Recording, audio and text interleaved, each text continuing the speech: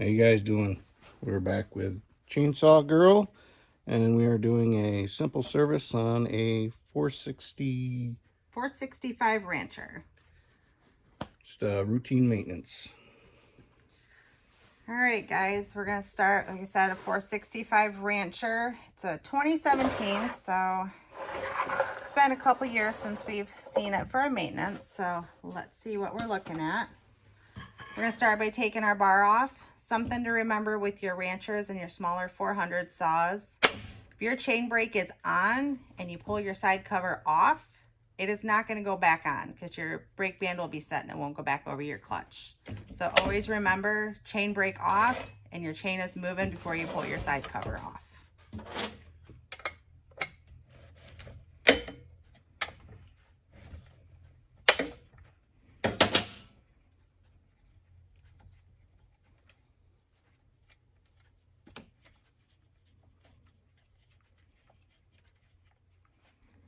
If you ever kind of forget to check that part, all you have to do is when you go to pull your bar nuts off, if you go to pull this off and it doesn't pull up like that, make sure, just push it back down however far you pulled it up, put your bar nuts back on, and check your chain brake. That has not seen any sort of cleaning in a while. It looks like he's been playing in a little bit of dirt and weeds, and we're not sure what else he's been cutting. Grossest thing I ever found in a saw when I was pulling this apart is somebody used it for deer processing. So that was an interesting side cover to pull off. So part of the service today is we're going to actually sharpen his chain as well. I don't know if you guys will be able to see in the video. He did a pretty good job on it. He's got it pretty rounded off there on the edge, so we're gonna sharpen that up for him today too. And you can see he's got a bunch of stuff packed in around his clutch. We're gonna get that blown out. And then general maintenance, new fuel filter, new spark plug, new air filter, and we're just gonna blow the saw off. His actually isn't terrible at all. The inside, his air filter is still fairly clean. There's not a lot of debris packed around his carburetor. And another place where debris likes to get caught is around your recoil here. You want to make sure that's cleared out because that's where all your air comes to keep your cylinder cool. So I'm going to go ahead and I'm going to blow this off real quick. And then we will start replacing parts here.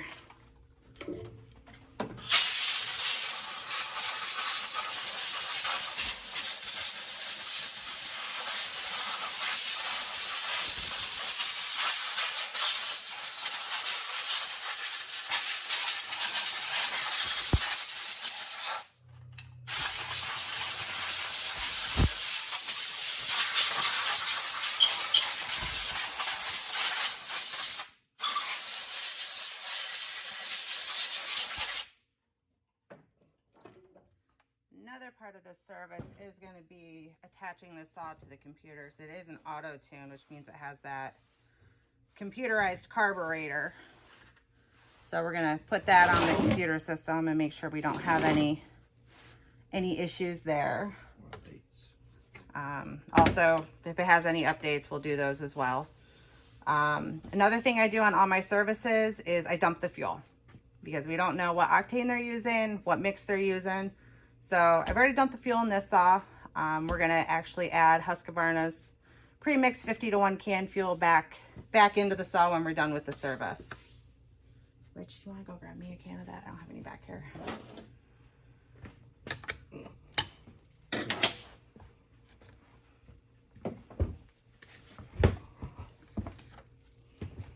So we're going to check, pull the air filter. We're going to check down in our intake. Make sure there's no debris or anything down in there. You'll know if you look at the inside of your air filter. Like I said, this one's not terrible, so I'm going to actually blow this out and give it back to him as a spare. But if there is a lot of debris down in here, forget it. Your air filter's done. Don't even bother. So like I said, all in all, this saw is actually in really good shape other than what was packed around his clutch cover, which honestly isn't a huge thing. Spark plug boots, make sure you twist them when you're pulling them off. Don't just yank them up or you will cause some problems.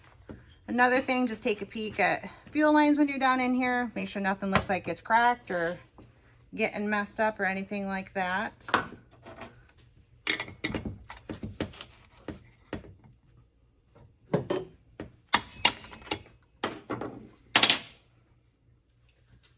Spark plug, loosen it up a little bit.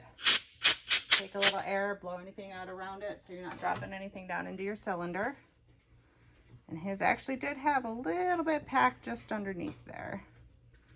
So we're gonna go ahead and put his new spark plug in. This one we're doing an NGK BPMR7A. Those seem to work pretty well for the saws. Make sure you check your gap on it.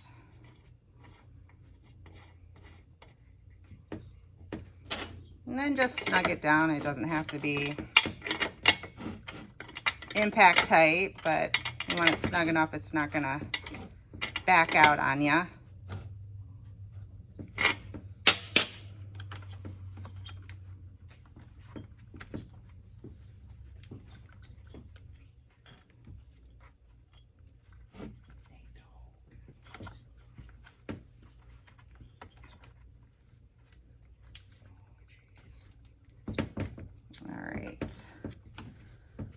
So next, fuel filter. Thing to remember with your fuel filter is don't ever touch this nice clean white part with your fingers. The grease from your fingers is going to mess with the filtration system. So I will show you how to do that. Again, this saw is actually in decent shape. This fuel filter isn't terrible. It is now that I touched it with my dirty fingers. But we definitely worth changing it. So what you do is either get some rubber gloves, sandwich bag, something to hold on to, something plastic. And you just keep the plastic wrapped around it like that and use that to put it on.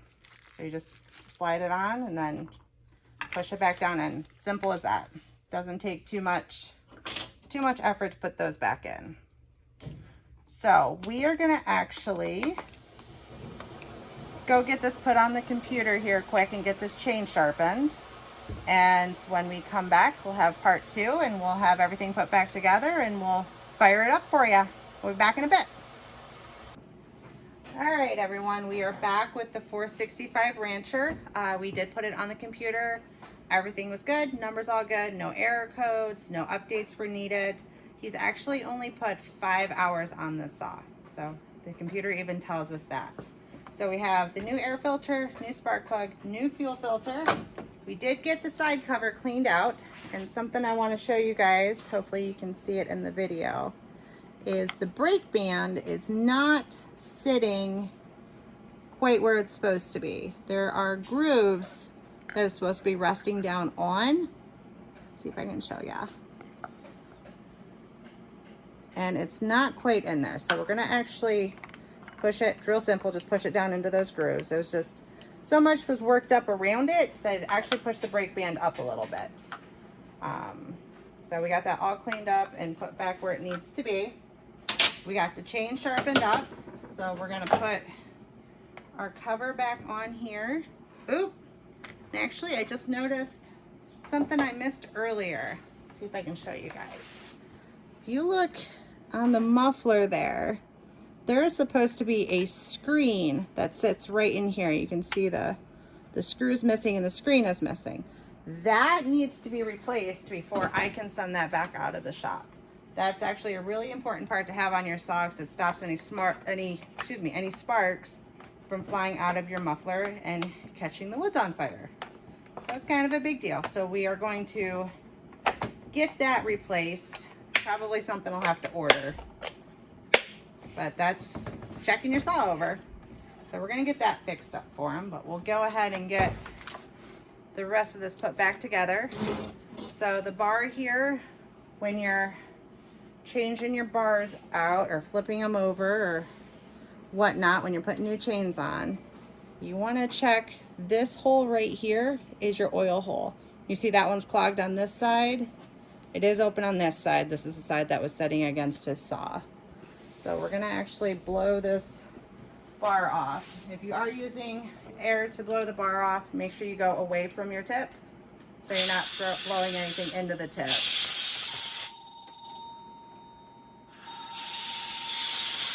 And I am going to be right back, guys. I actually have a customer who I need to go help, so I will be right back with you. I finished putting the saw together. Hey guys, we're back with this 465 Rancher. Got interrupted yesterday. We had to go to school all afternoon, so we're back finishing up this morning. We left off with making sure your bar was clean, blowing it out away from your tip so you don't get any dirt or anything stuck in the tip, and then checking those oil holes and making sure there's nothing stuck in those. So we're going to go ahead and get this saw put back together, get some of the 50-to-1 mixed can fuel put in it, and then we're going to see how we did on the service part of it.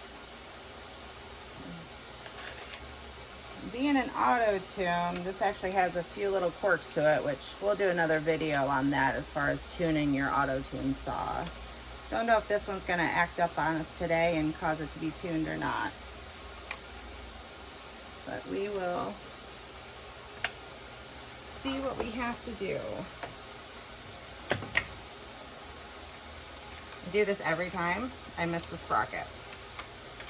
Don't know why. Every time I do it.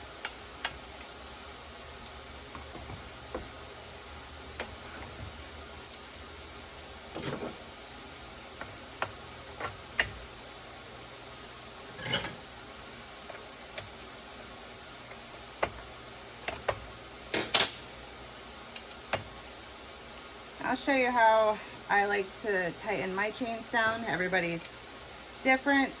This is just kind of the way I was taught, and it's kind of the, I think, the safest way, and you get the longest life out of your bar and your tip. Tighten it down too much, you're going to burn your tip and your bar and have all sorts of problems.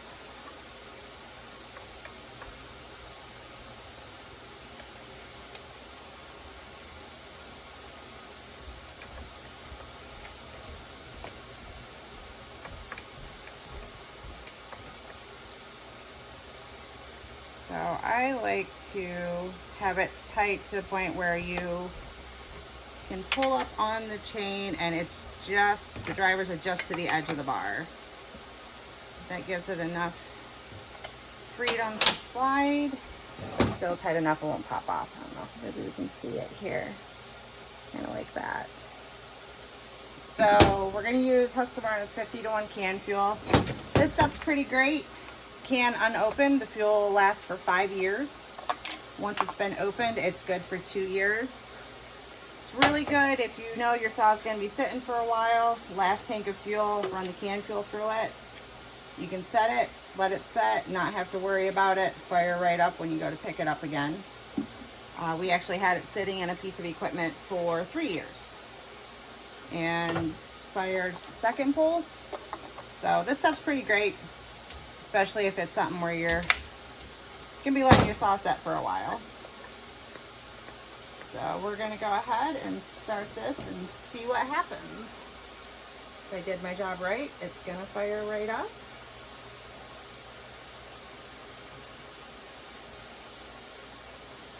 And we can let the customer know that he can come pick it up.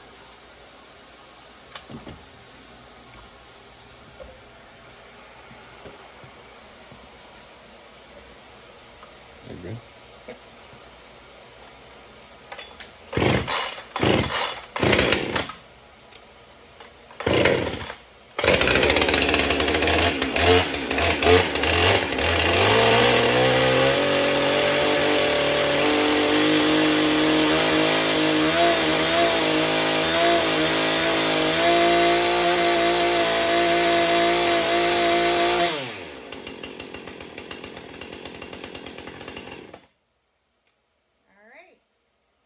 that's a service on the 465.